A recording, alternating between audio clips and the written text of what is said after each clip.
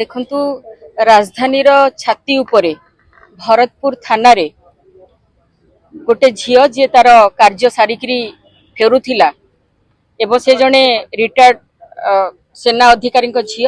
एवं जने वर्तमान सेना अधिकारी से बांधवी एवं से माने रास्ता रे जो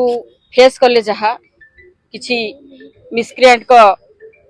सहित ताकू से कंप्लेन करबा पई भरतपुर थाना को जाइथिले एवं सेठी जो भली भाबरे तांको उपरे अशालीन व्यवहार करागला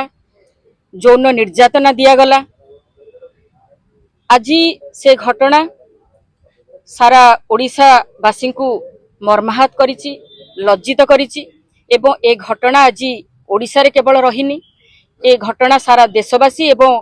सारा विश्व रे मध्य जो विजुअल पहुंची सारलानी जोटा आज आम समस्त को